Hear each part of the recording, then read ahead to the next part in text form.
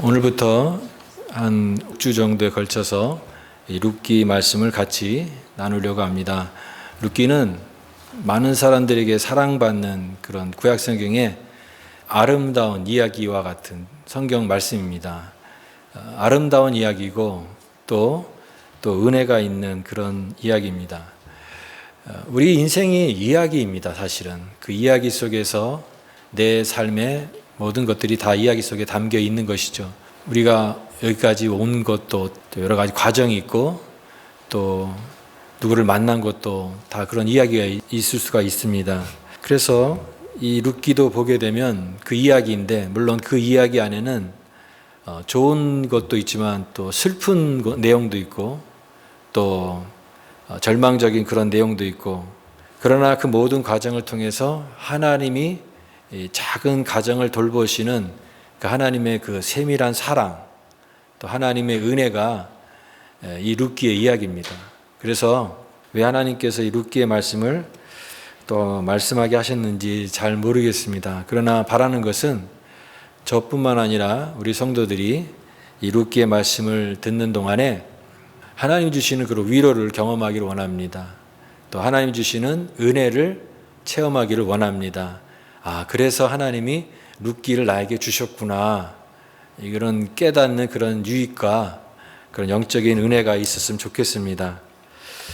우리 교회가 작년 또 재작년 교회의 큰 어떤 이슈라고 할까요? 그런 거 보면은 이제 많은 성도들이 이사간 문제가 우리 교회의 큰 이슈였습니다.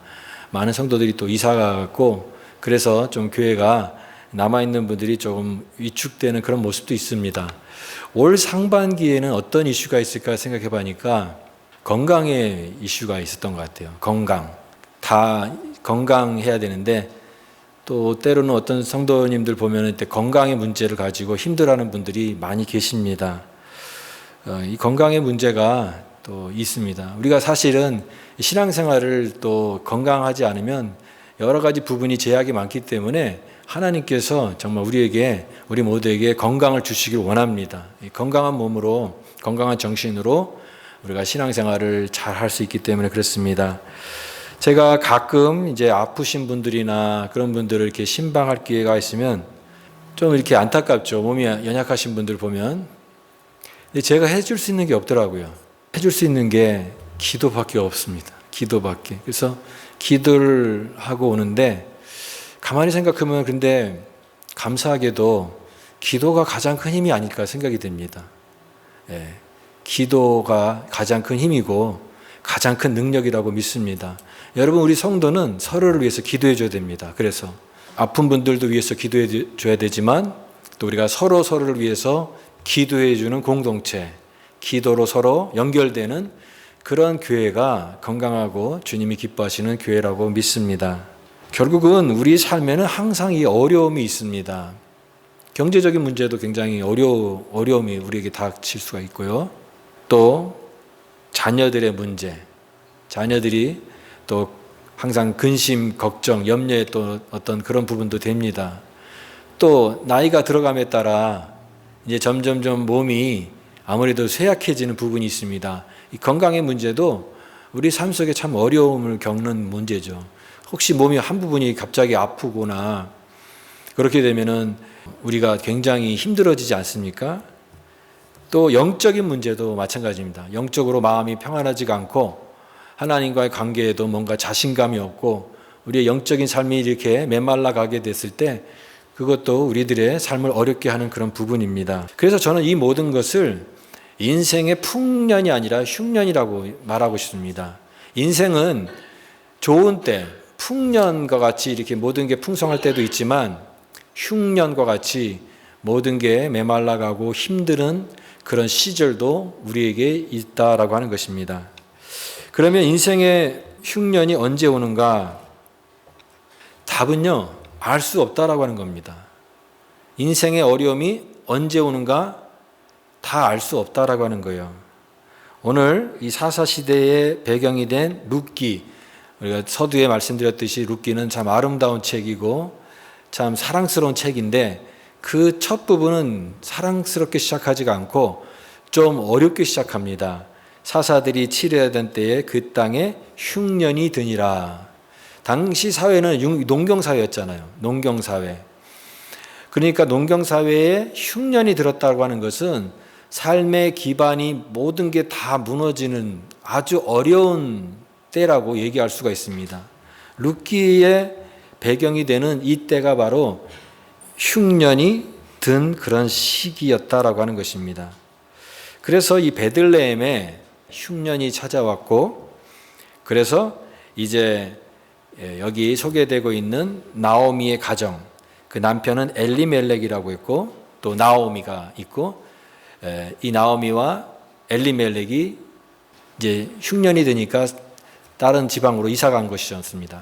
근데 그 지방이 어디였냐면 오늘날의 그 사해바다 건너편에 있는 모압이라고 하는 땅입니다. 모압이라고 하는 땅. 그런데 이들이 너무나 힘들어서 이사간 것, 흉년 때문에 이사간 것은 이해를 할 수 있겠지만, 그러나 사실은 그 옳은 선택은 아니었습니다. 왜냐하면 이스라엘 백성들에게 하나님께서 이스라엘 땅을 기업으로 주셨잖아요. 하나님이 주신 것입니다.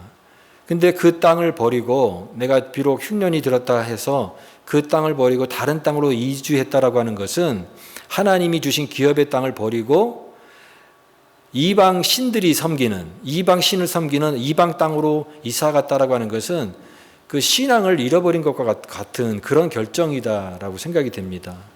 그래서 이 이주했다라고 하는 것은 참 잘못된 그런 선택이었습니다. 그러나 또 이해할 수 있는 것은 얼마나 어려웠으면 이주했겠습니까? 오늘 우리도 다 이렇게 미국으로 이민 와서 사는 자들이잖아요. 우리는 이제 이곳에 와서 제2의 고향을 여기에 만들고 여기에 이제 뿌리를 내리고 살고 있습니다. 저마다 뭐 여러 가지 이유가 있지만 결국 사람은 더 좋은 환경, 내가 좀 더 어디로 가면 더 행복할 것인가, 또 우리 자녀들을 더 어떻게 하면 좋은 환경에서 공부를 시킬 것인가, 이런 것들을 다 생각을 하고 순간순간 결정을 하고 선택을 해서 결국 이 자리에 우리의 인생이 여기까지 온 것입니다. 이 나오미의 가정도 그런 의미에서 이렇게 선택할 수밖에 없었던 그런 딱한 사정들이 분명히 있었을 것입니다.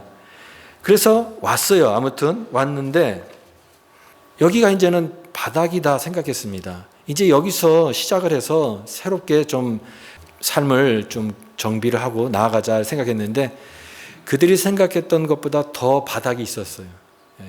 더 밑바닥이 있었던 것입니다. 그것은 바로 이제 같이 왔지만 그 남편이 먼저 사별한 것이죠. 그래서 엘리멜렉이 죽습니다. 엘리멜렉이 죽고, 그리고 나서 세월이 더 지나서 나중에는 그 두 아들이 죽습니다. 말론과 기련. 말론과 기련이 죽습니다. 그리고 남은 것은 이제 과부가 된 3명의 여자입니다. 당시에 그 여성들의 삶은 되게 연약하잖아요.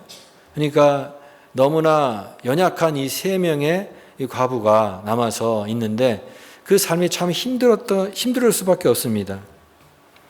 힘없고 연약한 3 여인.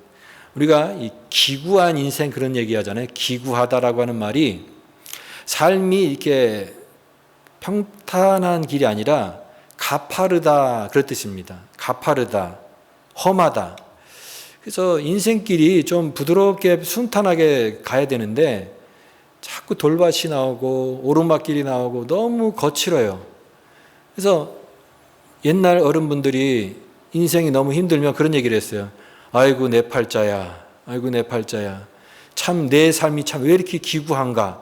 그렇게 넋두리 같은 말을 했던 것도 생각이 납니다. 참 이 여인의 삶이 얼마나 기구한 인생입니까? 남편들도 다 잃고 더군다나 이제 이방 땅에 와서 이제 당장 먹고 사는 문제가 이제 눈앞에 닥친 것입니다. 생계 문제, 여러 가지 삶의 그런 어려움들을 몸소 겪을 수밖에 없는 상황입니다. 우리가 성경이 말하는 인생의 큰 주제 중에 하나가 고난입니다. 고난. 그렇죠? 근데 고난은 참 우리가 알 수가 없습니다. 고난 때 왜 우리에게 어떤 고난이 있는가? 왜 우리에게 힘든 일이 생기는가? 우리가 무슨 잘못을 했기 때문에 그러는가? 물론 그럴 수 있습니다. 우리 어떤 잘못 때문에 고난이 올 수가 있습니다. 그런데 다 그런 건 아닙니다. 우리가 어떤 죄 때문에 잘못 때문이 아니어도 고난이 올 수가 있습니다. 그래서 여러분 다른 사람에 대해서도 그렇게 생각해야 됩니다. 어떤 사람이 불행해지고 어떤 큰 천재지변으로 힘들어질 때 저 사람들은 죄 때문에 그럴 거야 함부로 속단해서는 안 됩니다. 물론 죄에 대한 부분에서 하나님의 심판의 부분도 있지만 인생이라는 것이 꼭 그렇지만은 않습니다. 너무나 다양하고 너무나 복잡다단한 그런 삶이고 어떻게 보면은 인생이 신비이듯 고난도 신비입니다. 그러나 어쨌든 우리 인생에 고난이 있다라고 하는 것이요. 우리가 고난이 올 때 성도들이 기도합니다. 우리가 간절히 기도하는 그런 내용들 가만히 신앙생활하면서 돌이켜보면은 다 어려울 때였어요. 어려울 때. 내가 물론 기도 생활을 하지만 내 기도가 더 깊어지고 더 기도가 간절해진 때가 언젠가 생각해 보니까 힘들었을 때였어요. 힘들고 어렵고 그 순간에 너무 어려울 때 하나님 앞에 인생의 흉년이 찾아올 때 기도하게 된 것이죠. 물론 그런 고난을 통해서 제일 힘든 그런 위기는 관계가 또 힘들어지는 겁니다.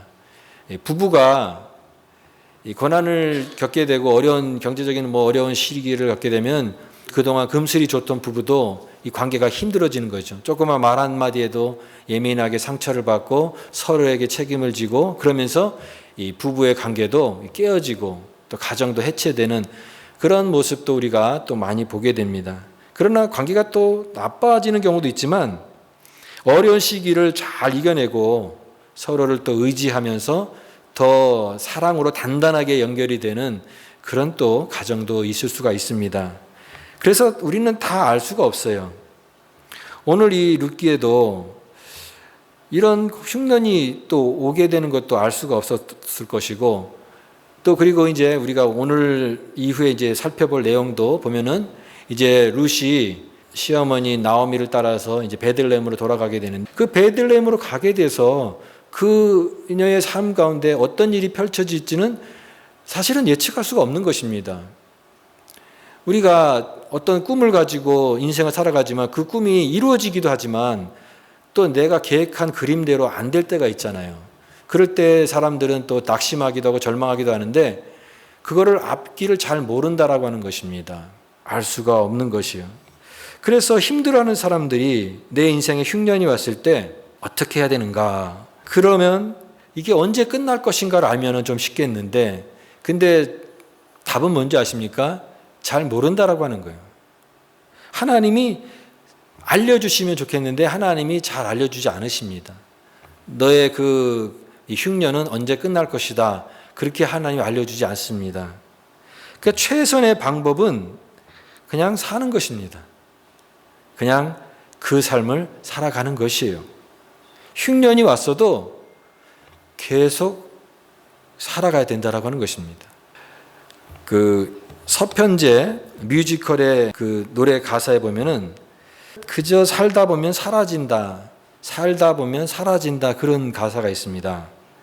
혼자라고 슬퍼하지 않아 돌아가신 엄마 말하길 그저 살다 보면 사라진다. 눈을 감고 바람을 느껴봐. 엄마가 쓰다듬던 손길이야. 멀리 보고 소리를 질러봐. 아픈 내 마음 멀리 날아가네. 그 돌아가신 엄마가 나한테 해줬던 말이 그 말입니다. 살다 보면 또 사라지더라 라고 하는 것입니다. 내가 너무 힘들어서 지금 삶이 이제 끝날 것 같은데 근데 그때도 또 살다 보니까 또 사라지더라고 하는 것입니다. 살아보니까 또 사라진다라고 하는 거예요. 그래서 우리가 이런 흉년의 인생의 흉년도 있지만 그것으로 끝나는 것이 아니라 흉년으로 그러면 모든 삶이 다 끝난 거냐? 그게 아니라 그 이후에도 우리는 계속 살아가야 된다라고 하는 것입니다. 또 살다 보면 사라지더라고 하는 것입니다.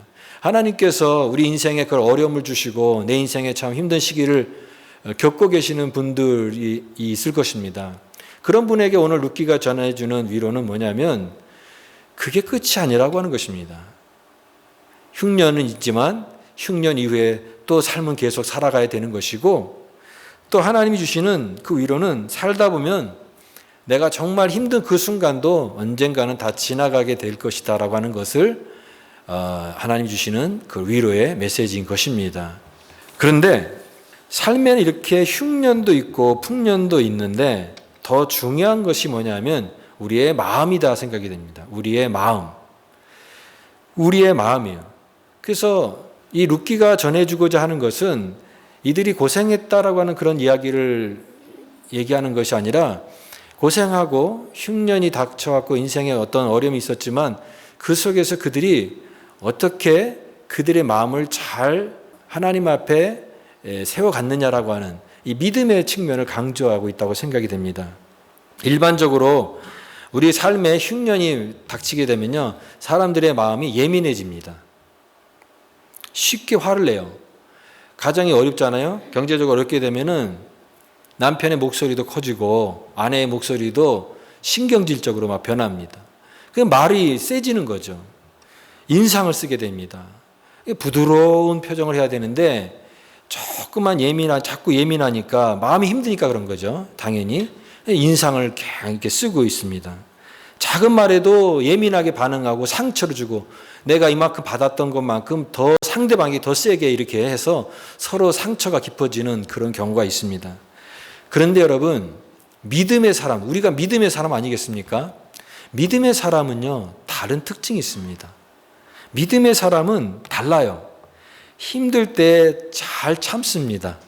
여러분도 힘들 때 잘 참지 않습니까? 물론 다 그런 건 아니겠지만 우리가 힘들 때도 있잖아요. 그러나 대부분 믿음의 사람들은 이런 환경 속에서도 잘 참는 부분이 있다라고 하는 것입니다. 요셉이 형들의 미움을 받아서 노예로 팔려갔습니다. 참 억울한 일이죠.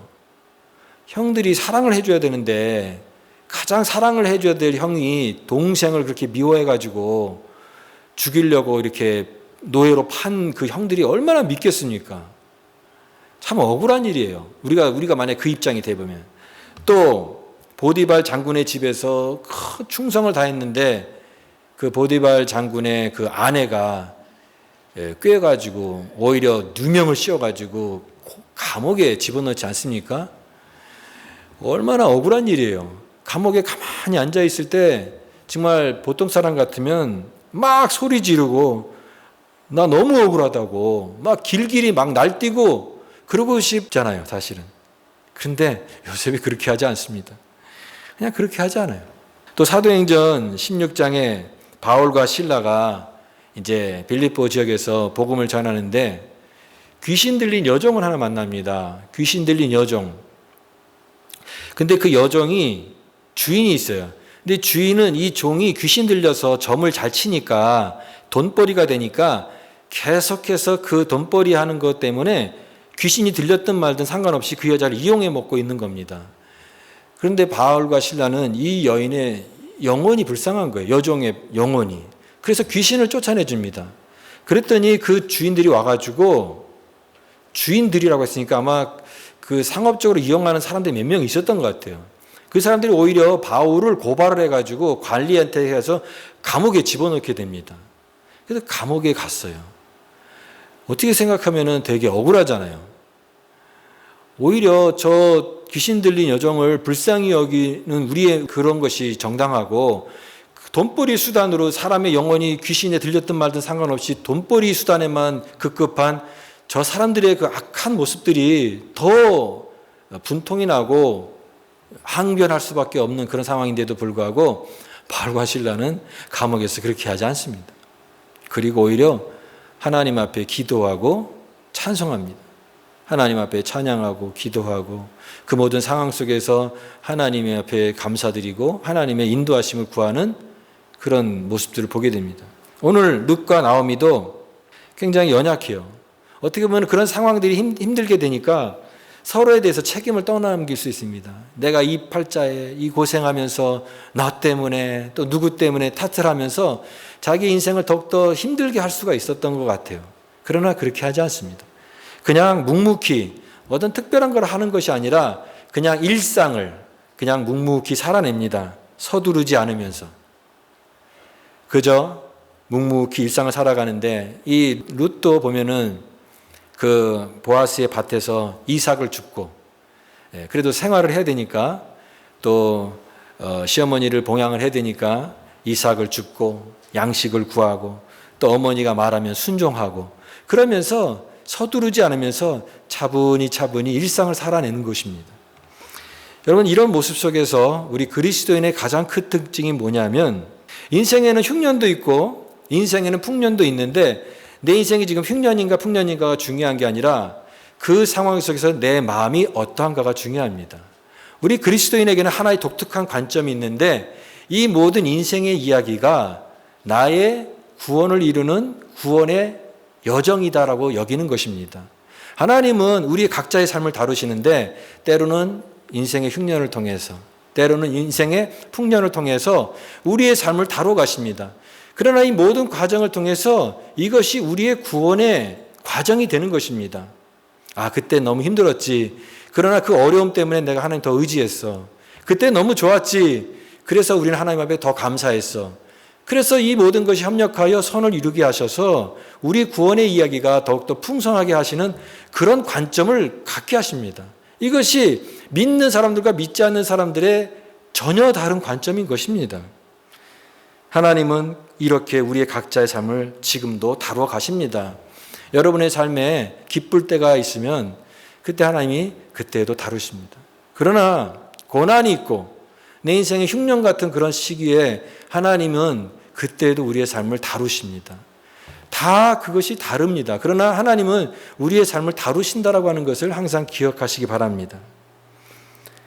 전도서 3장 말씀에 하나님이 모든 것을 지으시되 때를 따라 아름답게 하셨고 사람에게 영혼을 사모하는 마음을 주셨느니라 그랬습니다.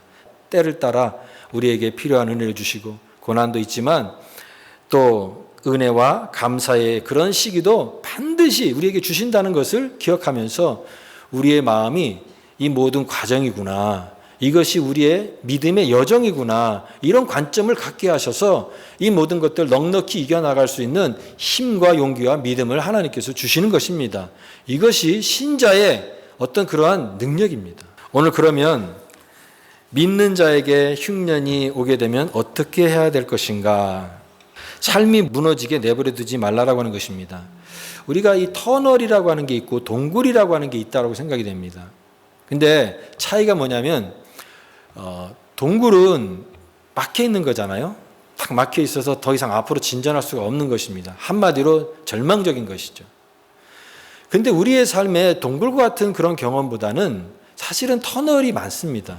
근데 터널의 특징은요, 지금은 동굴과 같지만 지나고 나면은 그게 또 잠깐 지나고 나면 또 그게 터널이 영원하지 않다라고 하는 것입니다. 그런데 어떤 사람은 마치 터널을 동굴처럼 아, 이제 끝났어. 이제 절망적이야.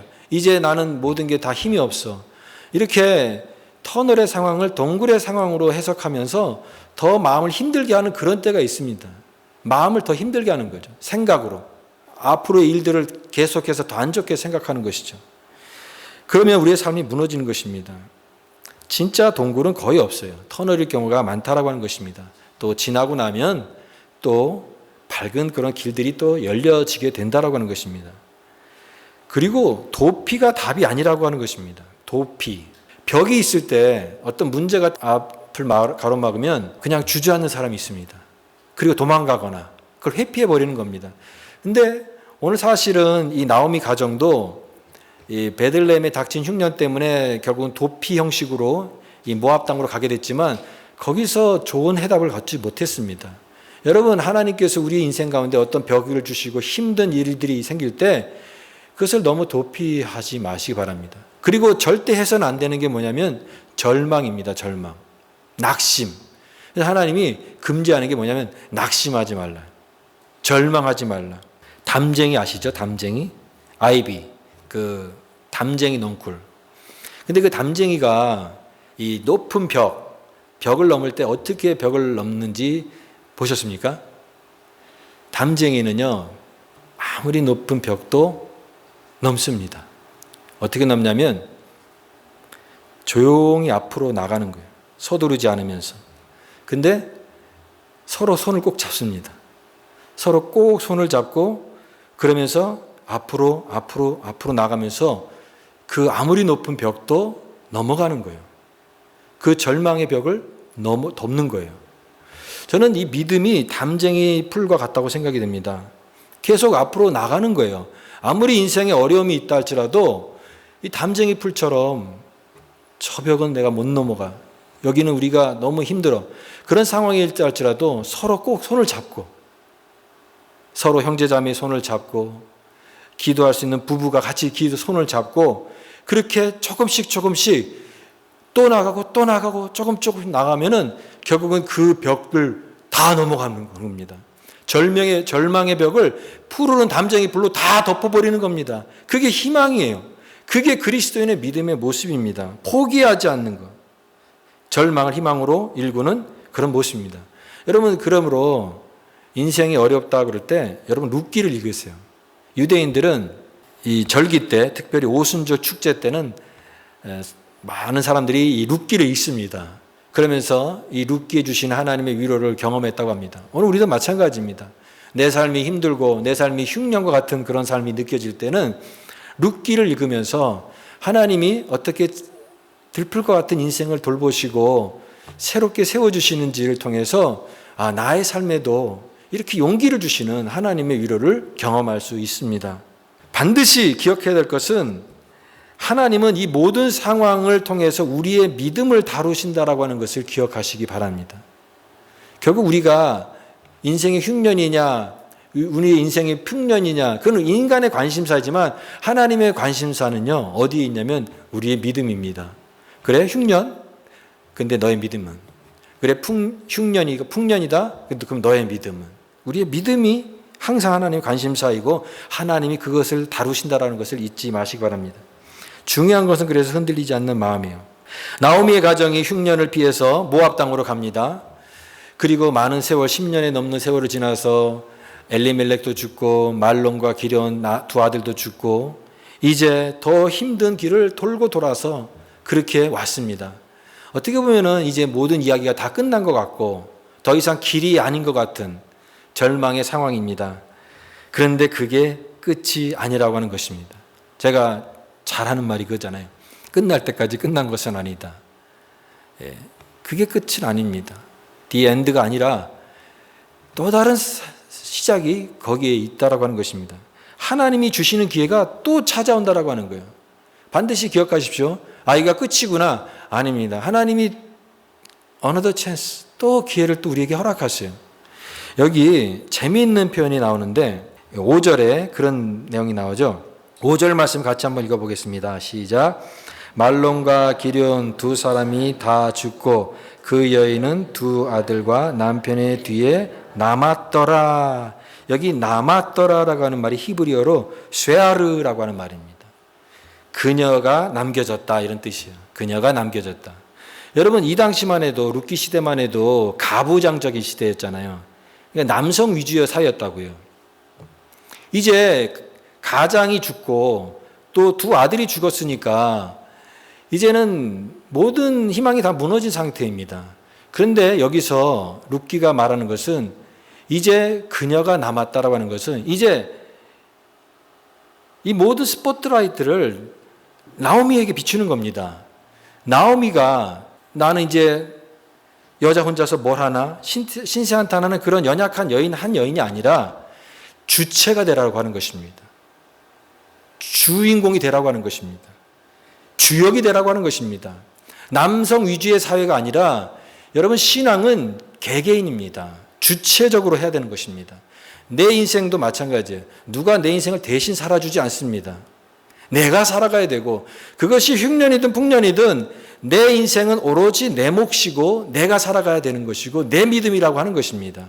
그래서 남았더라라고 하는 것은 이제 앞으로 이야기가 이제 주인공이 나오미가 되어서 하나님께서 이 나오미의 삶을 통해서 하나님의 구원의 역사를 이루어 가신다는 것을 보여주고 있는 것입니다. 사랑하는 여러분, 하나님은 이렇게 우리의 믿음의 삶을 다루십니다. 여러분 자신이 나는 연약하고 이것 때문에 여러 가지 제약이 있고 나는 이제 힘도 없고 그런 것으로 여러분 자신을 제한하지 마시고 내가 주체가 되어야 됩니다. 누구도 내 인생을 대신 살아주지 않고 누구도 내 믿음을 다른 사람이 평가할 수 없습니다. 내 믿음은 내가 주체적으로 해야 되는 것입니다. 내 삶이 흉년이 와도 결국 그 삶을 스스로 살아내야 된다라고 하는 것입니다. 놀라운 약속이 있습니다. 하나님께서는 우리가 하나님 믿는 순간에 우리가 혼자가 아니라고 얘기하십니다. 우리가 걷는 인생의 길이 나 혼자 걷는 길이 아니라 하나님과 동행하는 길입니다. 우리가 보이지 않지만 우리 주변에 항상 하나님 나와 동행하는 그 길입니다. 그래서 이제는 어떠한 흉년이 오고 어떠한 어려움이 와도 내 스스로가 주체가 되어서 내 스스로가 믿음의 주인공이 되어서 내 삶을 계속해서 걸어가는 겁니다. 어렵지만 또 때로는 낙심이 되는 그런 부분도 있지만 절망하지 않고 뚜벅뚜벅 걸어가다 보면 하나님의 은혜가 반드시 찾아오게 된다. 우리도 믿음의 주인공으로 쓰임받게 된다라고 하는 이 이야기를 오늘 이 룻기가 전해주는 하나님의 위로인 줄 믿습니다. 오늘 우리 교회 또 우리 성도들 우리 모두가 더욱더 단단한 믿음의 사람이 되기를 원합니다. 인생의 흉년과 같은 그런 시기도 있지만 그러나 그 과정도 나를 세우는 하나의 과정이구나. 하나님은 이것을 통해서 나를 다루시는구나. 내 믿음을 세워가시기를 원하시는구나. 이 모든 것이 나의 믿음의 이야기가 되고 고백이 되고 간증이 되어서 하나님 앞에 드려지는 아름다운 삶의 이야기가 되기를 원하는 것입니다. 오늘 이제 앞으로 계속되어지는 이 룻기를 통해서 하나님 우리 교회를 향해서 또 우리 여러분을 위해서 또 저를 위해서도 주시는 하나님의 세미한 음성을 듣는 은혜가 있기를 간절히 바랍니다.